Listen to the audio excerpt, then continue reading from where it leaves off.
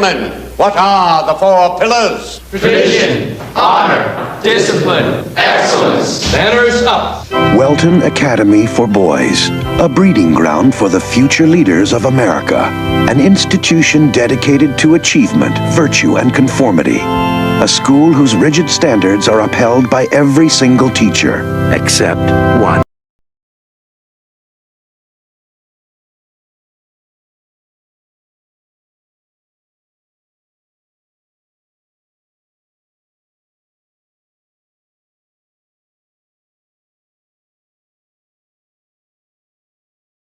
Dead Poet Society. Good day everyone! In this video, I will be analyzing the character of Todd Anderson from Dead Poet Society. So, I will connect his development to the poetic tradition of transcendentalism and the psychological theory of Carl Rogers' self-concept. I see a sweetness in her smile. Bright light shines from her eyes. But life is complete, contentment is mine. Just knowing that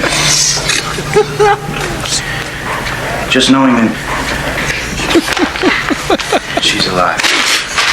Sorry, Captain. It's stupid. No, it's not stupid. It's a good effort. Touched on one of the major themes. Love.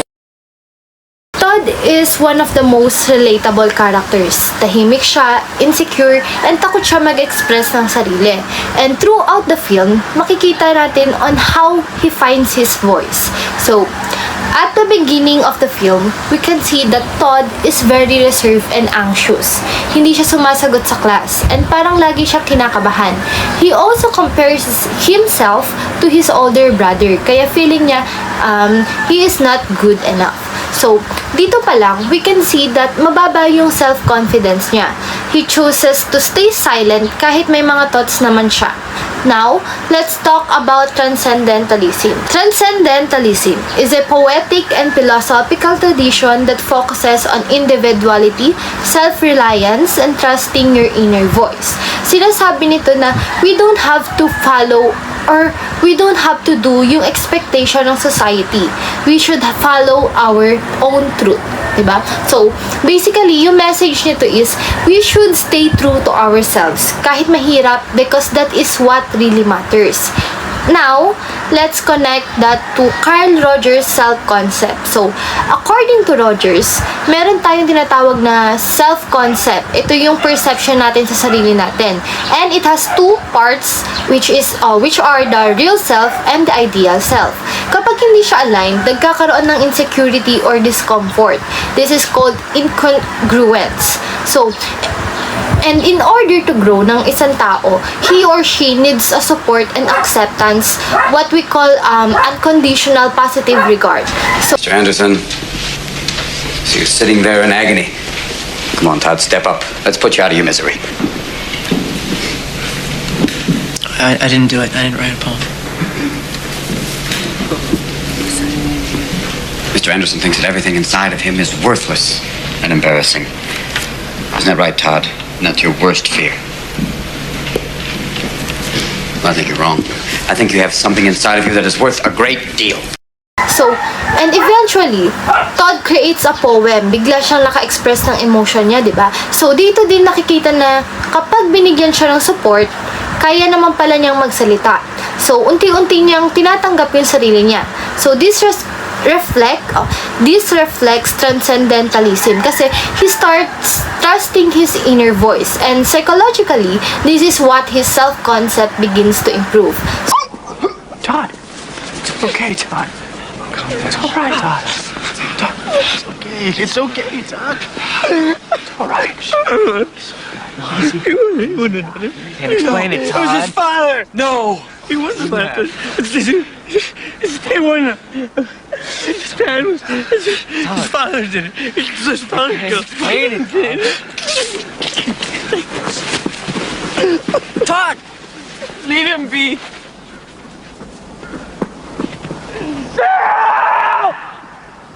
After Neil's death, Todd experienced intense emotions. Hindi na niya kayang isuppress yung nararamdaman niya. So, this moment is very important kasi this is where he becomes emotionally honest. He's not hiding anymore. So, we can see na he is slowly becoming more real. It's more aligned na yung nararamdaman niya and pinapakita niya talaga it's more aligned na. And yung nararamdaman niya is what he shows. Okay? Next, despite the risk, he stands in his desk and expresses himself. He says, "Oh, Captain, my Captain." So, this act is a symbol of courage and individuality. Despite the risk na he chooses to express himself and stand up for what he believes in. So, he is no longer scared. He chose to stand up for what he believes in. This perfectly shows transcendentalism, individuality, courage, and self-expression. So, from a psychological perspective naman, this shows that Todd has achieved a stronger and healthier self-concept. He is now more confident, expressive, and true to himself. His real self and his ideal self are becoming aligned, which means he is moving toward congruence. So, this means na mas healthy na yung self-concept niya. He is now more confident and true to himself. So, to sum it all up, Todd Anderson's journey shows how poetry and psychology work together in shaping a person's identity.